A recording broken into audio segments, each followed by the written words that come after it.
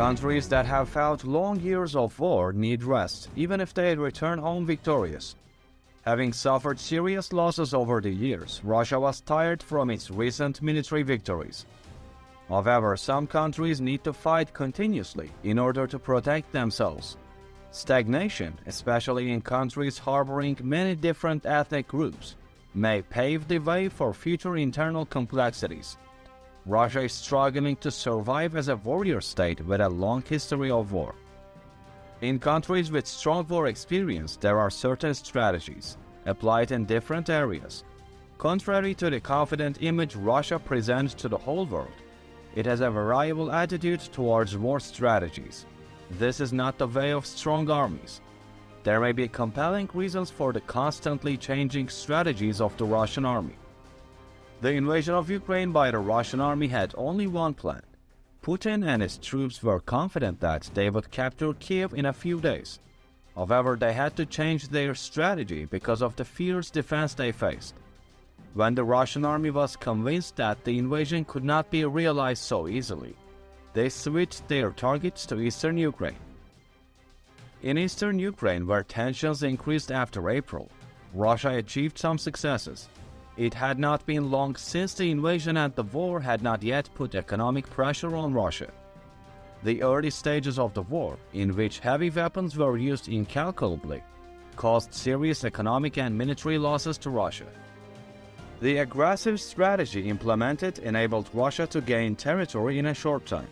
This situation, which was seen as a success at first glance, resulted in frustration because it was not managed correctly.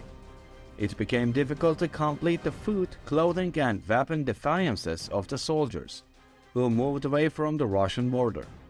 This situation was a major factor in the inability of the Russian army to protect the territories it had won. However, the soldiers who moved away from the Russian border had another problem. We will examine this problem in detail. First of all, the Russian army is not only an army of Russian soldiers. The Russian army is not responsible for all the hundreds of thousands of soldiers fighting in Ukraine. There are many different groups within the army. For example, the Wagner Group, whose name is often heard in the news about war crimes committed in Ukraine, does not belong to Russia. The Wagner Group is made up of mercenaries. These soldiers have committed bloody acts in many countries of the world in favor of Russia. In the wars in many Middle Eastern countries, they have shown ruthless and unethical behavior. Now they are serving for Russia in the occupation of Ukraine. The Russian government refuses to accept any responsibility for this group, which is frequently implicated in criminal offenses. There are also many groups in Syria that were controlled by Russia. Putin has helped the troops of the dictatorial leader Bashar al-Assad in many ways to serve his interest. Before the invasion of Ukraine, Russia's entire focus was on Syria.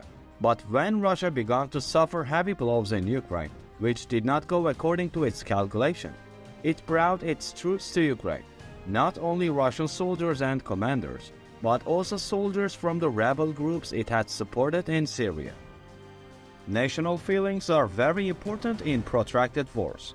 The motivation of soldiers who fight only for their material interests decreases in long-lasting wars. Fighting against difficulties is a virtue found only in soldiers who love their homeland, and this is the main thing that will bring great harm to Russia. The number of non-Russians among the soldiers fighting in Russia is considerable. Among these soldiers, there are also groups that have been under Russian oppression and persecution for many years. Chechens are the most prominent among the ethnic groups fighting for Ukraine. The persuasion of Chechen soldiers who are fighting at the front of the army by Russia can be seen as a great success. However, this may turn into a big problem for Putin, because it is well known that Chechens, who caused the deaths of many Russian soldiers despite the fact that they had few soldiers during the periods of resistance, are very successful and durable in warfare. It is not important that Putin's relations with Kadyrov, the Chechen leader, whom he always supported and who has helped him in every way, are perfect. What is important is that the Chechen people also feel close to Russia. In any case, societies as well as people have minds. and many painful events that are forgotten are remembered when the time comes. This is what happened in Ukraine. While Russia continues to use the power of Chechen soldiers in the war, there has been a new development that will disrupt the whole balance. The Chechen group, calling themselves Sheikh Mansour Battalion, made a statement that they would not fight for Russia. Group leader Muslim Chebarlo said that no soldier fighting for Russia could be Chechen. He claimed that Chechen troops belonging to the Russian army were not actually Chechen. Thus, they emphasized that the assimilated Chechens, although calling themselves Chechen, were in fact of the same character as the Russians they served. The traces of the suffering inflicted by Russia in Chechnya have not been erased yet, so much so that Sheikh Mansour Battalion sees the war against Russia in Ukraine as a continuation of the war in Chechnya, saying that they were called to Kiev by the Ukrainian army. Group leader Muslim Chebarlo said, "Our aim was to come here and take revenge on Putin's government. We have previous experience in Mariupol city. As a result of the recent clashes, the Ukrainian administration asked us to come to Kiev. We are currently in Kiev. We have a positive working relationship with the Ukrainian leadership.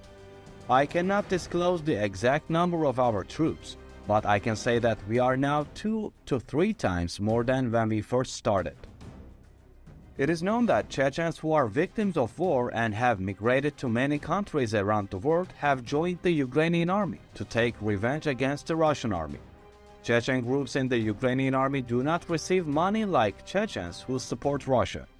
They fight completely voluntarily and say that there is no difference between Chechens in the Russian army and Russians. Amid all these events, it is impossible for Putin to maintain a steady progress within the army. A claim was made by a Ukrainian soldier about the racism experienced by Chechen soldiers in the Russian army. According to the allegation, Russian soldiers assign Chechen soldiers to guard the most dangerous areas. Chechens are assigned to explore vulnerable open areas with the highest probability of air attack. In addition, despite all these distinctions, Chechens' ranks in the army are considerably lower than Russian soldiers. Although Chechens forget their past, their place in the minds of Russians is the same. The presence of different nationalities and non-Russian mercenaries in the Russian army affects the Russian army's determination in the war compared to the Ukrainian army. This summarizes the reasons for the retreat of the Russian army, which occupied many cities in the early stages of the war. It was inevitable that, as the army moved away from Russia's borders, their self-confidence decreased. In addition, when the offensive stopped, counterattacks from the Ukrainian side frightened the Russian army. The army is made up of patriotic soldiers who are tightly knit together. No soldier fighting for freedom can be compared to a paid hitman. In every period of history, victories armies have had in common that they believed in a sacred value at the risk of death. Do you think the Russian flag can fly forever in the shadow of the Chechens?